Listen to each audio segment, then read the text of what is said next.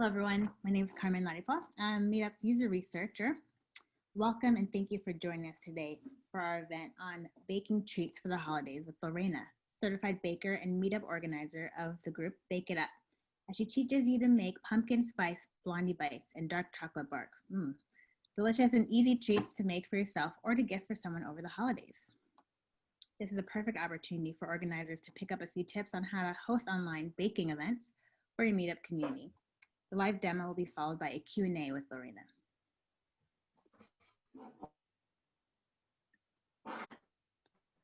So just a couple quick event guidelines. This event will be recorded, but you won't appear in the video, so you have access to check this out a little bit later as well.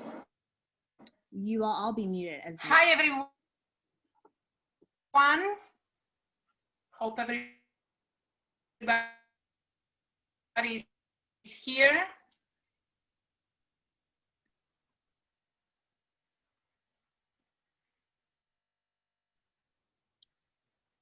Lorena, I think we might have lost your video. Are you able to hear me?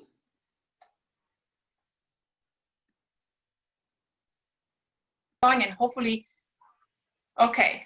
So hopefully we don't get disconnected again. Okay, so once again, I'm Italian and I moved to Canada 10 years ago. I am a certified baker. When I moved to Canada, I decided that I wanted to pursue what is my love and passion for baking. I took a program, Baking Arts, and I am, that's why I am a certified baker. That was 5 years ago, 6 years ago, and I've been teaching since then. Actually, I started teaching through meetup.com. That is the way I actually started. My very first class was hosted on meetup.com. So I am very grateful to this website. I'm also teaching for some corporations and for some organization or profit organization, but mainly since COVID started, I have been teaching online on Facebook and Instagram every Sunday basically. And there is a new series coming up. So if you want to join my page, just do it, you know, and a new events are going to be posted soon. So today we are going to make pumpkin spice blondie bites, and we are going to make also chocolate barks. So I don't know if you have ever made this kind of sweets, but they are very simple. There might be some noise, so I apologize for that. I'm going to be using a mixer, but for this recipe, you can also do it by hand. The time is limited, so we have to go. We have to use a mixer to save some time, but if you don't have it, it's not a big deal at all. So first, I have brown sugar. You guys have the. We are going to start with brown sugar, and I am going to add melted butter. It doesn't have too hot, and we are going to mix it. I just have to make sure that this is okay. There we go. We are going to add some vanilla as well, and we just mix it together.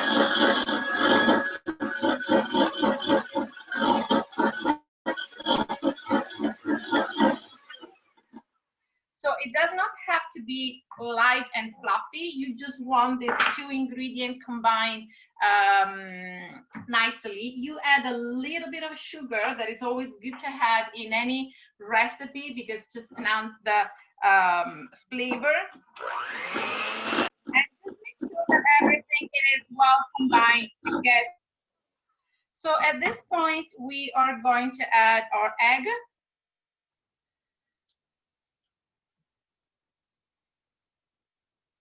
If you guys have any questions, I'm pretty sure you guys can ask and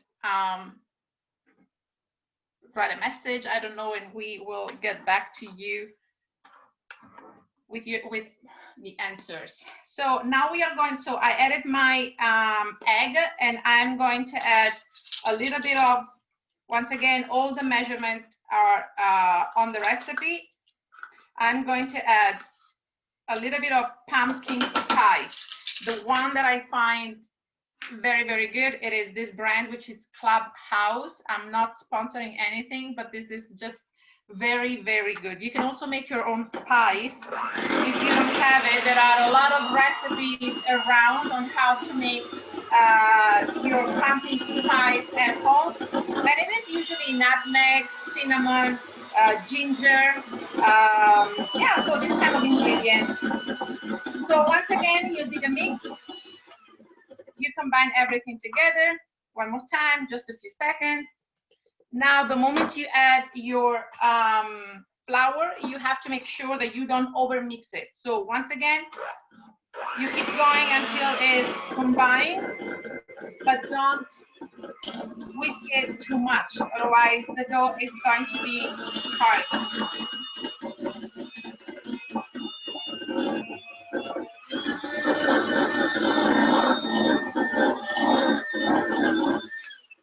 Done. So in total, it takes about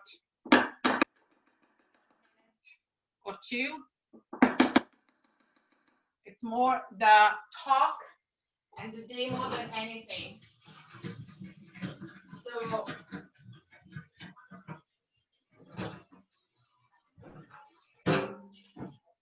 okay. So at this point, here we have our butter.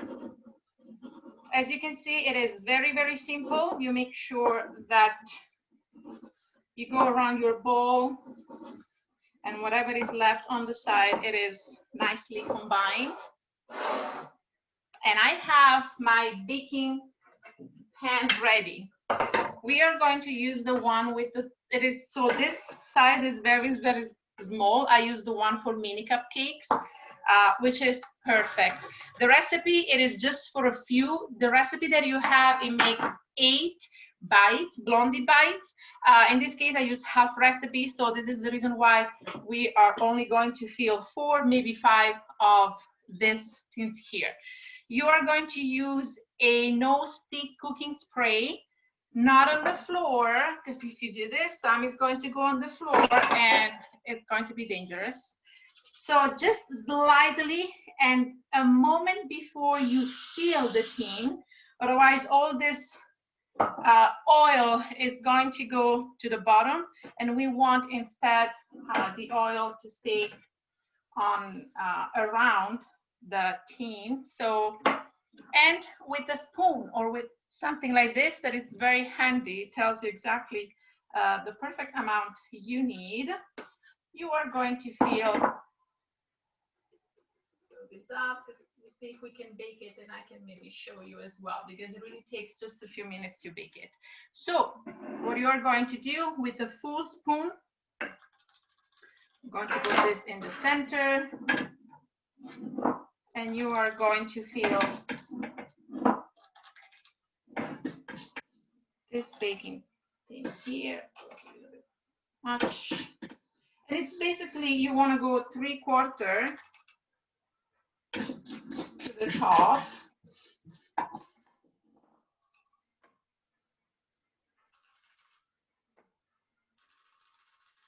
You give it a little bend, actually, because it is a lot of the egg, maybe it's a little bit bigger, but there we go. This is ready.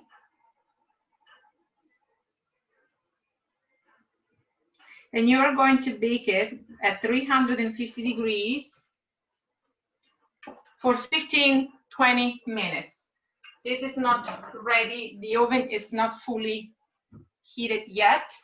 And while we wait, we are going to make our cream cheese frosting. If you have any questions, I guess you guys can ask. I'm just going to quickly wash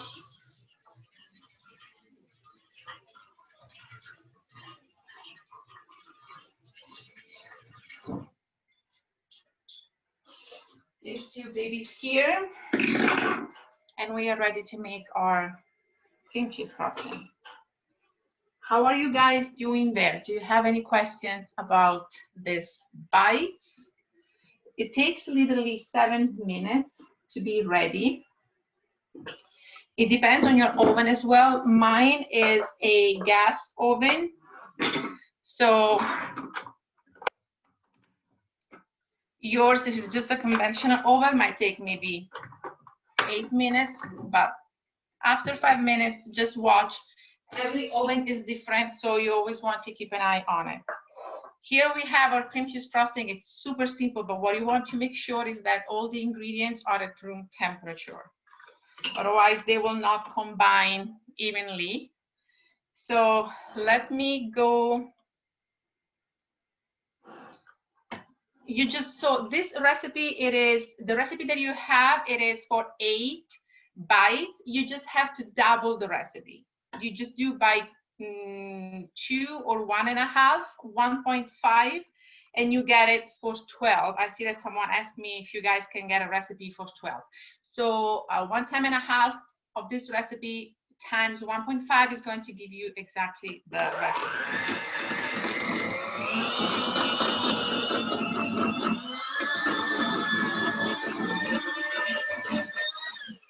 So here we have cream cheese frosting. Sorry, here we have cream cheese. We are going to add our butter that is at room temperature. Once again, make sure that all the ingredients are at room temperature. Otherwise, you're going to get lumps and it's going to be a little bit difficult to get rid of them.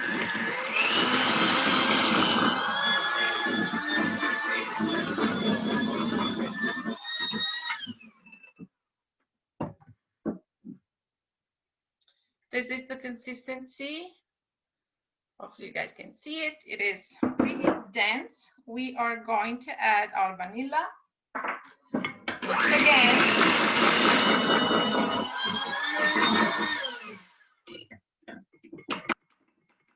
Once again, it's a very dense consistency, okay? And we are going to add now the icing sugar. At the beginning,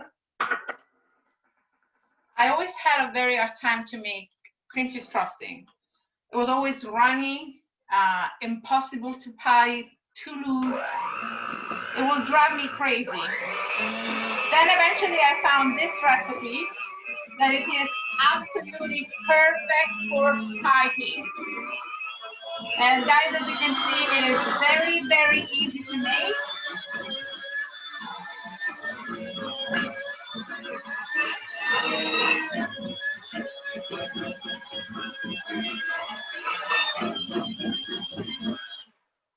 There we go. Look at how beautiful it is.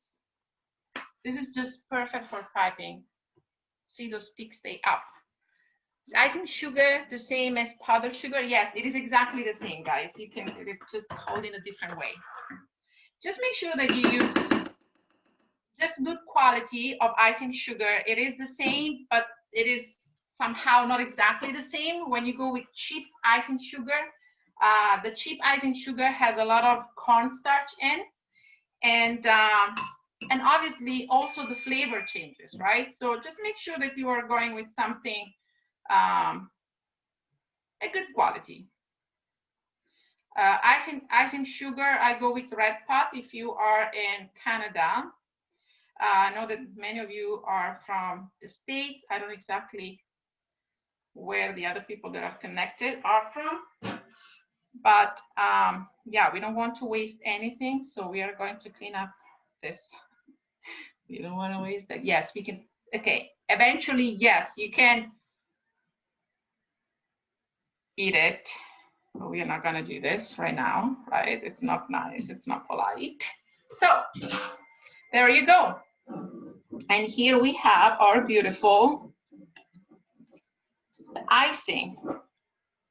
Look at the consistency. It is amazing. For piping, it is just perfection. All right, we are going to pipe this beauty in a piping bag, plastic piping bag. I have here a star tip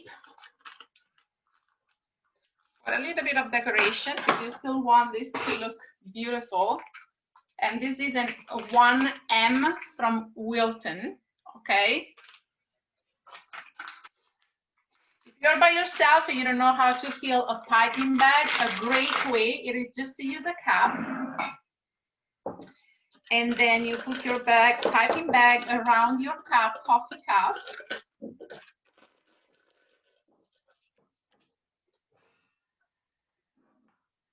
and then you just fill it. So in a while, I have my oven ready so that I can actually bake those. Lorena, we had a question about the size of the scoop that you're using to put the dough in. Do you know what that might be? It's the size, I think a 3/4 of a tablespoon. I don't know exactly in inches how much it is. I go by centimeters. I'm sorry, I'm European, I'm Italian. So, but I think it's about 1 inch, I believe.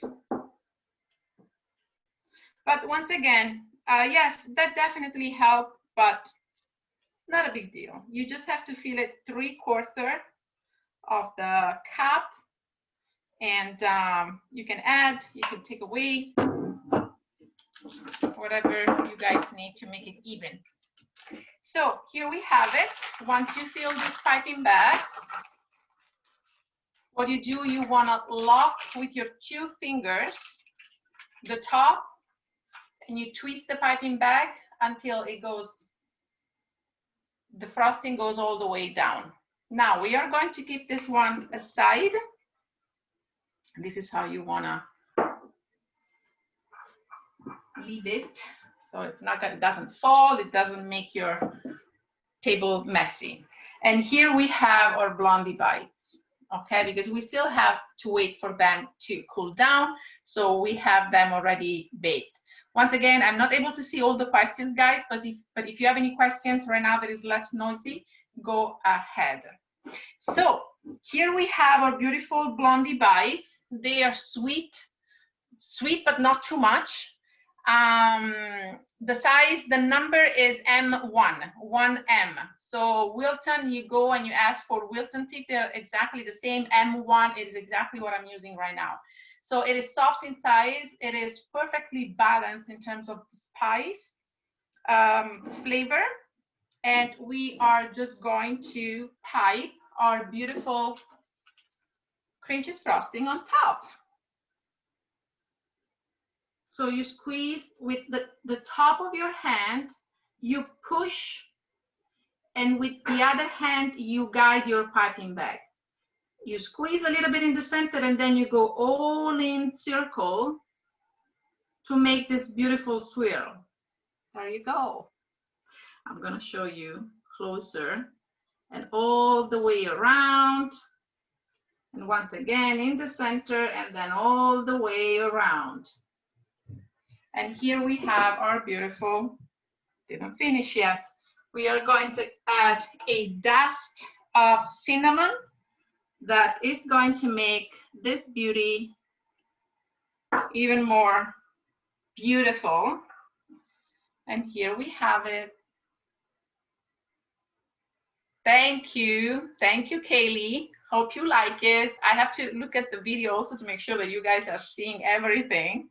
So as you can see, super, super simple.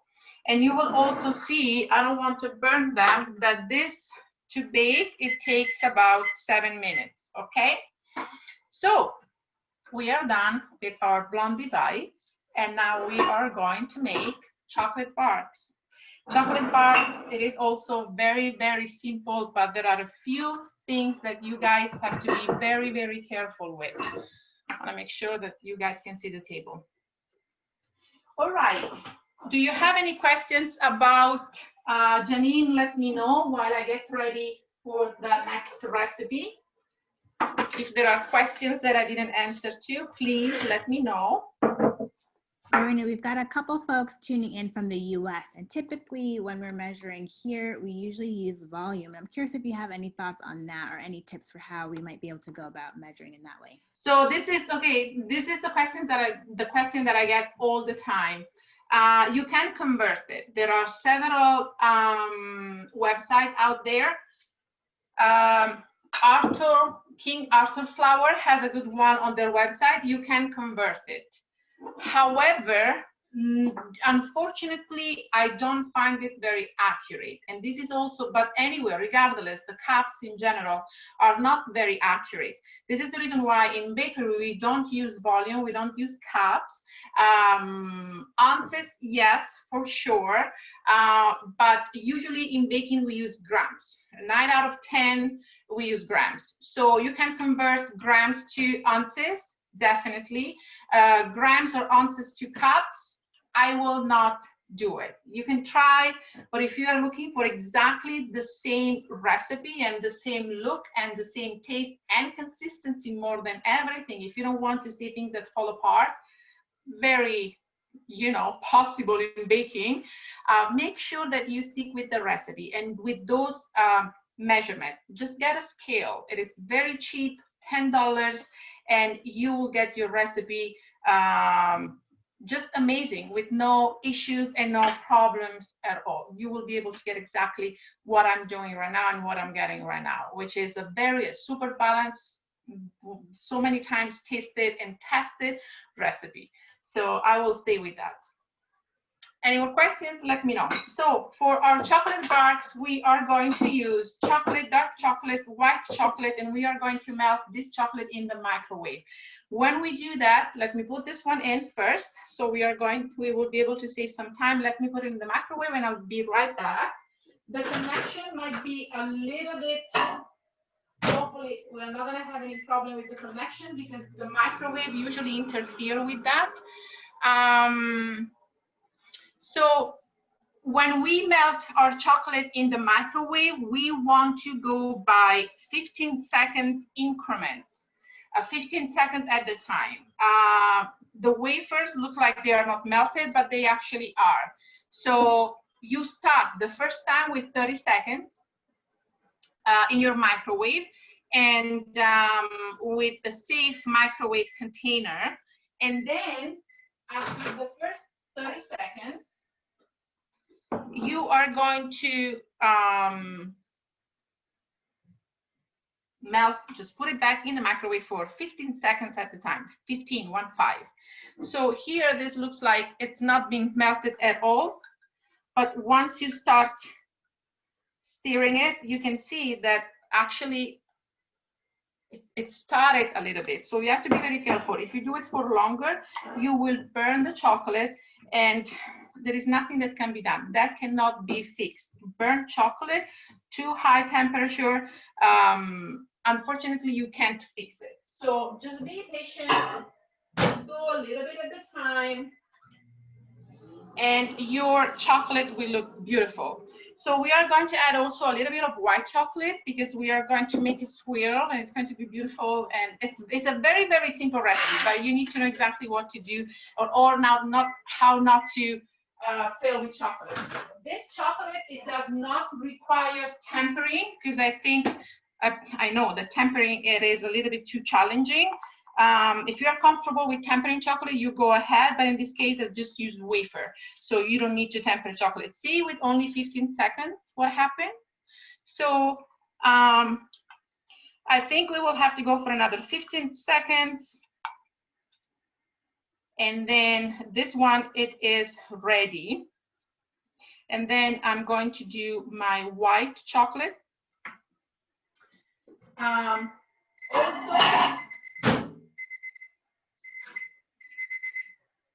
Also keep in mind that if you are using glass container, I'm multitasking, guys. Another minute. It's a bigger life. When it's an online class, even more. So please stay with me. So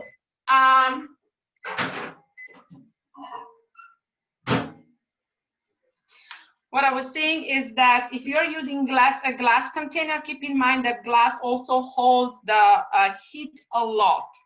So just watch your chocolate closely. Okay, so this one is okay. Now we are going to do our white chocolate. It is a smaller amount.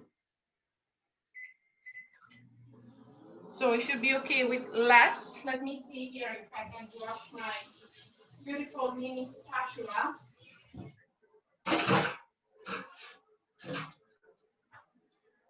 Right.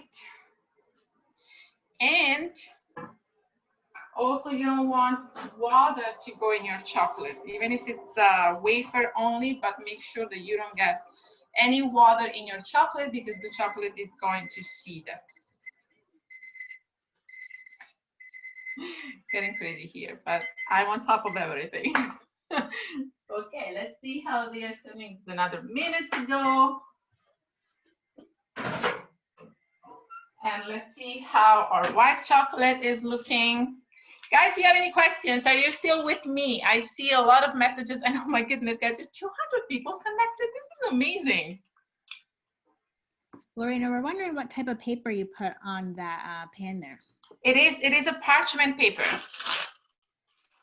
Just a parchment paper and just a simple cheap tray.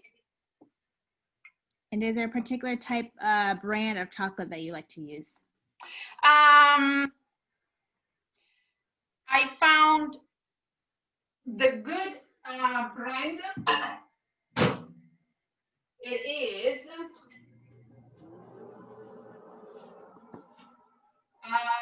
let me see if I can remember the name, because I go and I get it all the time. Yes. So the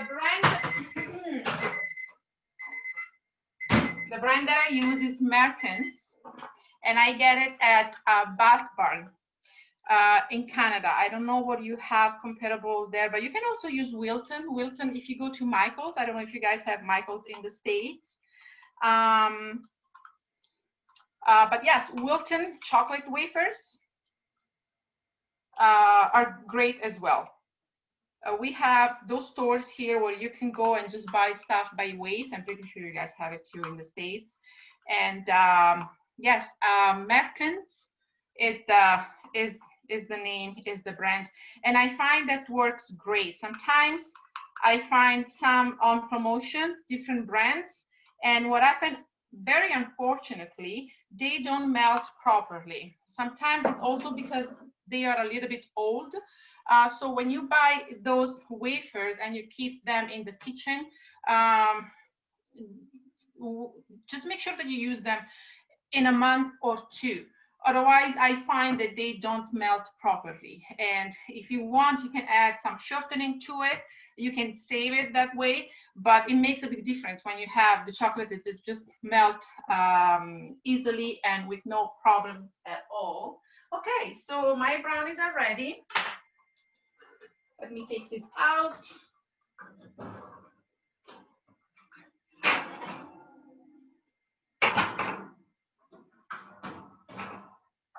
And so they are, this is how they look like. This little on top is going to go down at some point. You can also, if you like it flat, which I do. And that's it, and they are ready. Okay, so I'm going to leave this here and turn my oven off. It's getting very hot here, and we are ready for our chocolate. We're going to make peppermint chocolate bark. So I have some canes here, and some broken canes, and some chopped. Once again, I get those at Bath Barns. I found them already chopped. Smell mint, amazing. We are ready. Super easy, super simple. I hope you guys can see the table. All right. So our beautiful chocolate, this is the consistency. And we are going to put our chocolate here on our tray, on a parchment paper. So that is going to be very, very easy to read when it's ready. There you go. So this is done. I hope everything, yes, you guys can see. Perfect. What I want to do is just to spread a little bit this beautiful chocolate here. I can see some bubbles. You can tap the tray a little bit, but this has to be rustic. You keep the shape that you want. You can also make small barks instead of making a big one and then breaking it. So, and this is it. And now we are going to add we are going to drop a little bit of white chocolate. We don't need a lot. This is the reason why the ratio. Okay, this looks perfect. If you can see it, guys, nice and shiny, beautiful. Bit of these bubbles. And now we are just going to add a little bit of white chocolate, just like this. 2, and then only 1 in the center. You alternate those.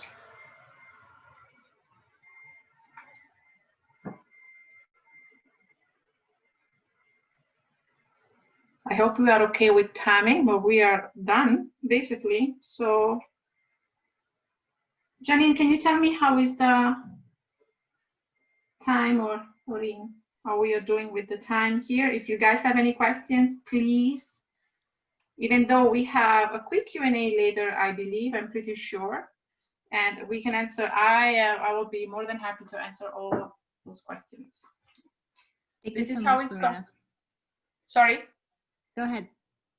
Okay, so this is how it looks like. Now what we are going to do with a spatula, a spoon, a knife, whatever you want to use, you just go all the way up and down. See how beautiful it becomes. It looks like. And then I go right to the left. And this is it. We are going to tap our chocolate.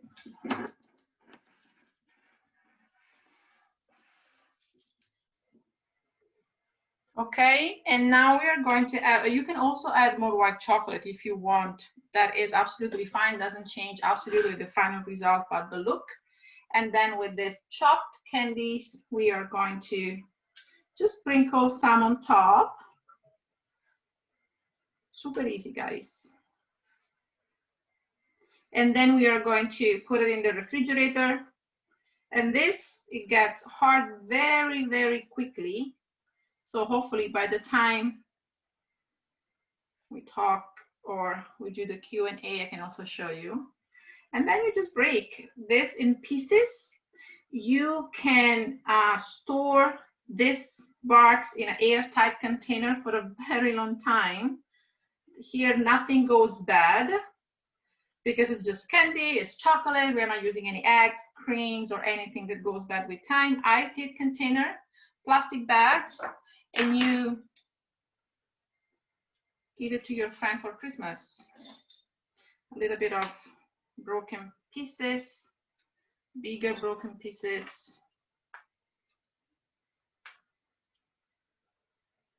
And now some beautiful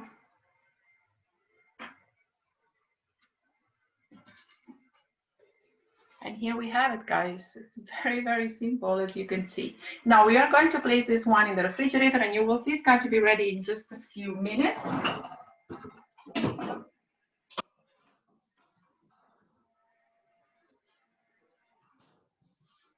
And we are done. So I'm ready now for any questions, and then I'm going to show you how it's going to look. Actually, let me put it in the freezer, so it's going to be ready even sooner.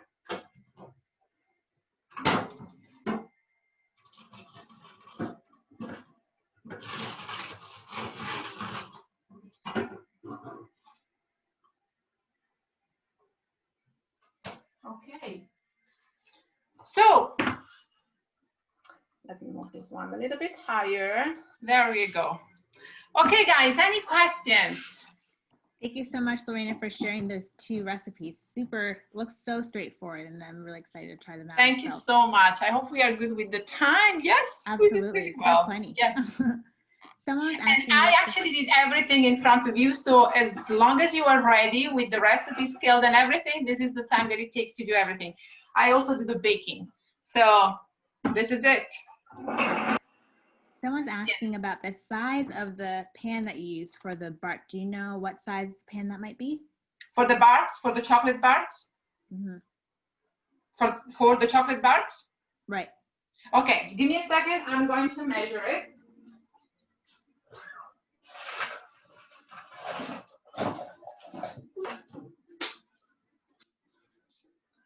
I'm going to measure it soon because right now it's in the, but I think it is around 13 times 19 inches. Yeah, that is the size pretty much. Any other questions? You're welcome. Dawn is asking if you make a regular muffin size pan, or if you use the regular size, do you know if the timing of the baking would change? It will definitely change. I will definitely leave the temperature the same. Do not change the temperature. But what I will do, I will start with the big one. If you want, expect to be a little bit more raw in the center. It might be. So just test it. What I will do, I will start with half first and see if after 10 minutes, 12 minutes, definitely will not be 7 minutes, will be around 10, 12 minutes. Try with that and see how it looks like. If it's still not fully cooked, put it back and see how long does it take. The following one, you do the actual 3/4 and see after 15, 20 minutes, I would say, how it looks like. If you still find that inside, it has to be soft, but cannot be raw, because don't forget we are using eggs and we want to make sure that it is cooked inside, otherwise it might be unhealthy and unsafe. Okay, so just increase the amount in the tin and then the time and see how it looks like. You have to test it in this case, but definitely it's going to take longer, and do not increase the temperature. Perfect. And does a toothpick test work for this as well? You can do it. You can do it. It is going to help. But keep in mind that inside it's going to firm up. So it might look a little bit raw inside, but then it's actually not. So I will just bake it, put it aside and wait and see after 30 minutes how it looks like. Open it up and see, you know, if it also, you can also test it with, test it with your finger. So if you push on it, if you feel that it's too soft,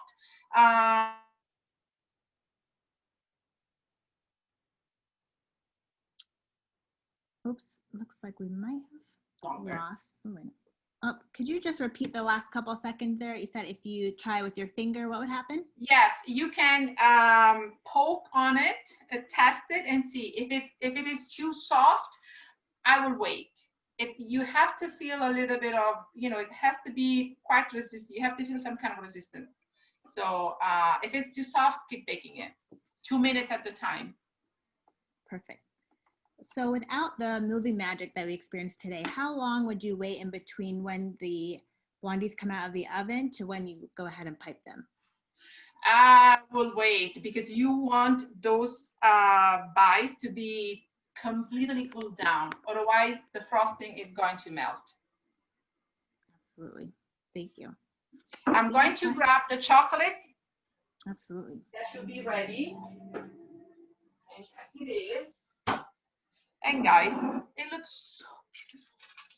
Look at this. Now we are going to break it. And now we have it. Oh, sorry.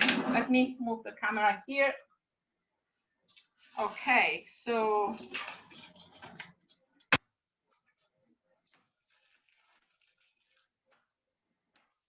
and you make it in small pieces, bigger pieces, put it in a plastic bag. And guys, there we go. See how beautiful. You can make it thicker, you can make it thinner, you can use different colors, you can use the red, you can use the green, because those chocolate wafers really come in a lot of different colors, so you can totally do that. Okay? Next question. Beautiful. Someone's asking, how did you prepare and transition from the offline to online classes? So I highly recommend to go with an actual schedule. Here is mine. And I find it very, very, very useful. So for example, if I have my class that starts at 2, usually my class starts at 2 or 1:30 p.m., the online live on Facebook. For example, by 10, I make sure that I have all my lights ready. By 10:30, that I have all my ingredients scaled. and I have it here, so I can actually tell you. I have by 10 scale everything. So we are talking about 4 hours in advance. Also because you still want to take some time to relax, have a coffee, get a tea, breathe, because there is a lot of pressure. It's not easy at the beginning. You still know that there are a lot of people watching you. So right now I have 70 people watching me. So I can see them, but I know that they're watching me. So there is a lot of pressure. You want to have everything organized. So what I have, so by 10, for example, I have everything scaled. By 10:30, I have all the lights and tripod with my camera on ready. By 11, I get ready. You have to, look nice, makeup, hair, and everything you need to be presentable. By 12, once I'm ready, I review everything I have to say. I make sure that my recipes are ready. Then sometimes I set up, if I have some music, I also put some music on. And then I have, and then I go live on 1 p.m. just to remind everybody that the live, it is about to come. So just as a reminder, and then I start my live. So it is very, very much about organization for your peace of mind. And then the last 30 minutes after the reminder where everything is set, you have your lights and you have your table and you are ready, then you can review everything. As more things like having your butter melted, for example, in this case, you do it just a few minutes before, or things that you want to have ready to save some time. Those 30 minutes is the time where you want to double check everything, and the last 10 to breathe and do a little bit of meditation. That helps a lot. Also because everything can happen. So you have to be prepared and you have to be calm. If you get to the last moment that you are already agitated and nervous, it will be challenging. Done with my question, with my answer. Absolutely. Thank you so much for explaining that whole process. Super helpful. Could you share what types of lights and what camera you're using? So I'm using an HD camera that I think I paid only, it was some time ago. So honestly, guys, I can't remember right now. Might have a box, and I can tell you. Yes, so my camera, the one that I'm using right now for Zoom, which is this one, it is a full HD webcam from Saitor, or S-A-I-T-O-R, sorry, S-A-I-T-O-R, and it's this one. I didn't pay much for this camera, and I purchased this camera on Amazon. For the lights, I had those lights purchased on Amazon too, from Canadian Studio. I paid some money and I had them sitting for at least a couple of years planning to do lives, and I couldn't because I wasn't ready. I was busy with other things. So that was 2 years ago, and I also purchased it on Amazon. But you can definitely find a lot of things. And then I have a ring. This is a gift from my daughter. And I have no idea how much she paid for this, but it is absolutely helpful. Actually, I do my lives instead with my cell phone. No problem at all. And when I do my live on Facebook, the camera is different. So I use the ring and I use two big lights, because I need a lot of lights for that. With this HD, as you can see, there is a lot of contrast. So eventually we decided to just stay with the ring, and it's enough light not to bother, not to have a lot of contrast, and make sure that everything it is quite visible. Amazing. Thank you. Going back to the blondie recipe for a moment, could you just reiterate how many blondies that recipe makes? And if someone wanted to make 12 mini blondies, how would we multiply that? Right. So, okay. So here there might be a mistake on the recipe, because then once I print it out, I always write down things afterwards to make sure that it's even better the following time. So the recipe that you guys have it says yields to 12 blondie bites. If someone can confirm this with me, I will appreciate it. It's gonna help me to give you the right amount. Do you guys have the opportunity to check and see how many blondie bites we get with the recipe that has been posted? Let's double check here. So, looks like it says 12. Perfect. All right. So with this side, now it depends on how big you are going to go with, okay? With this side, mini cupcakes thin, I make with this recipe actually 8 or maybe 10. Here we were able to get 5 because it's half recipe. So I will say that with this recipe, instead of 12, you get 8 or 10, okay? So if you want more, you just multiply. So let's stay with,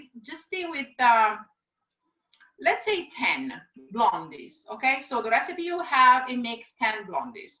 If you want 20 blondies, you just double the recipe. So what I have here, it is less because I divided the recipe. It's only me. Then I have to wait. I have to eat the stuff, and my dietitian is going to kill me and yell at me. So I have to watch the sugar intake, especially if you bake. So I had to do half recipe, and this is why I got 5. But with the recipe that you have, you guys can make 10. If you want 20, just double the recipe that you have. Super helpful, thank you. Question about the bark. If there's a couple actually, if you wanted to make the bark thicker, how'd you go about that? And also, can we use milk chocolate instead of, say, white chocolate? Or so here also, I have used 2/3 of the recipe. Once again, it's by myself only, so I cut the recipe down.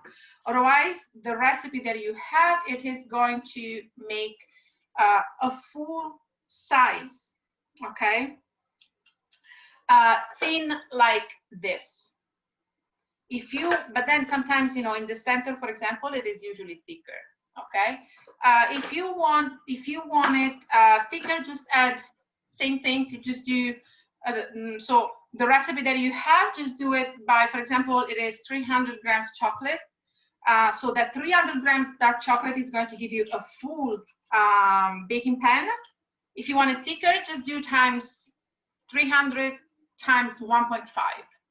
And it is going to give you, you know, the kind of like basically a thicker chocolate, a thicker bark. And so obviously the entire recipe. So you multiply 1.5 the dark chocolate, 1.5 the white chocolate, and so on with everything is on the recipe. Perfect. Now, if someone wanted to add fresh fruit, like strawberries, for example, to the blondies at any point within the recipe, how might they go about doing that? Or would you recommend? Actually, to answer your question about milk chocolate, white chocolate, yes, you can use any kind of chocolate. It doesn't change anything. It does not change the amount. You just change the flavor, basically based on what you like. You can put nuts, you can put dry fruits. Sorry, your questions about the blondies was if you want to add fruit. Right. So if someone wanted to add strawberries, would that be something you would recommend?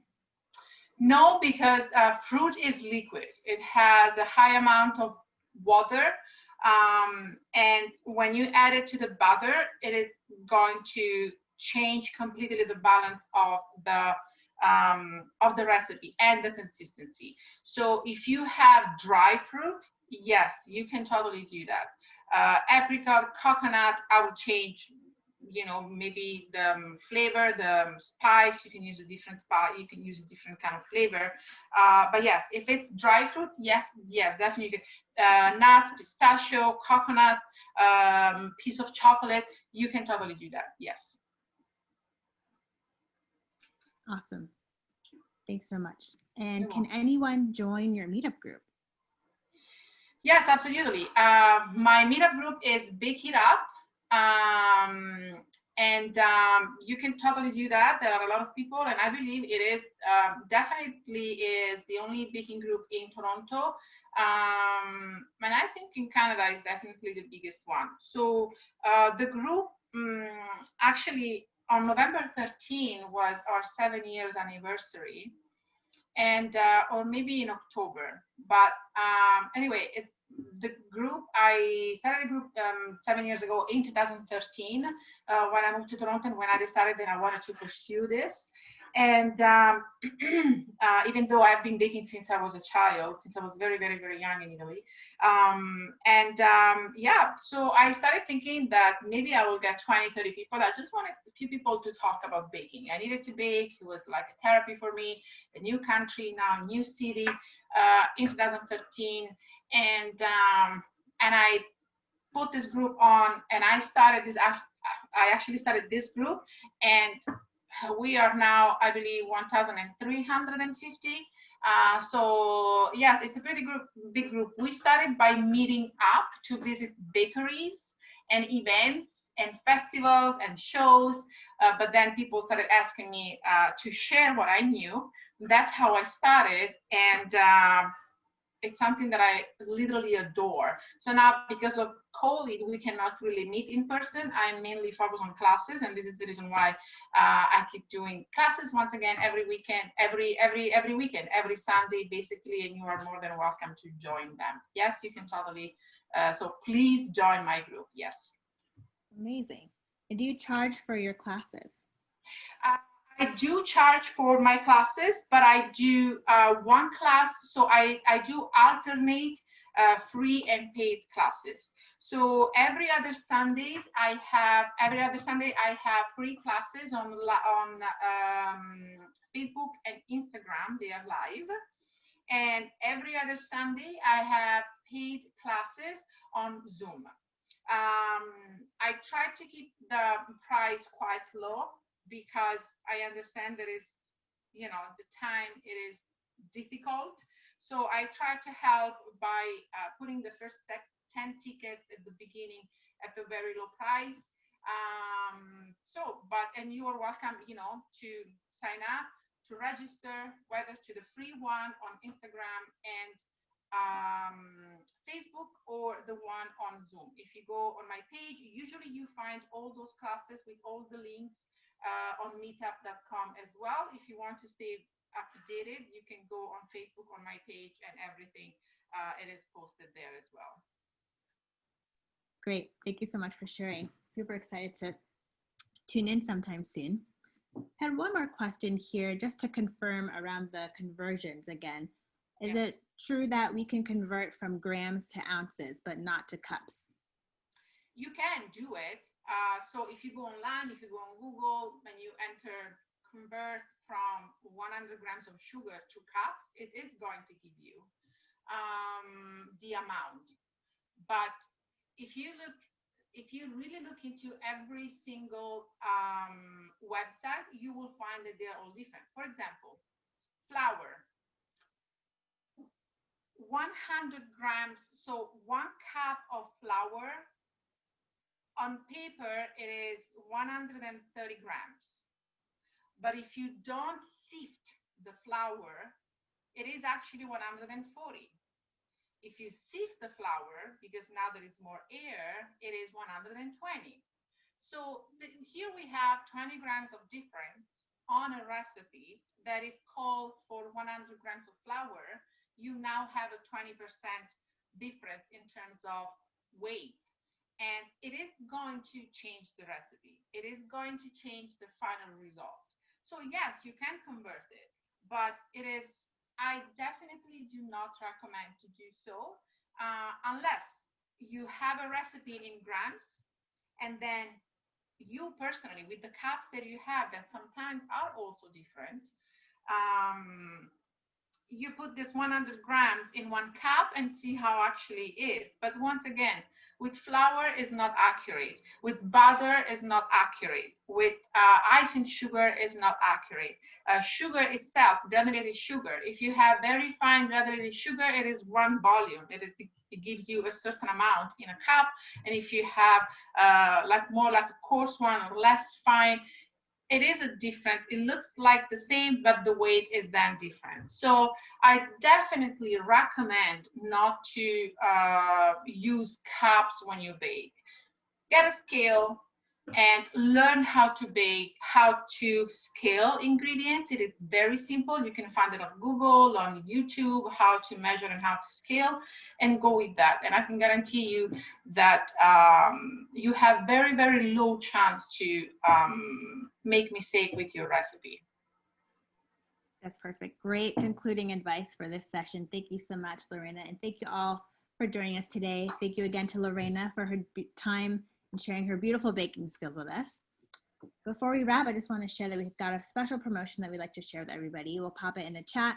If you're interested in starting your own group and joining our community of organizers, you can use this link to get 50% off your first subscription payment.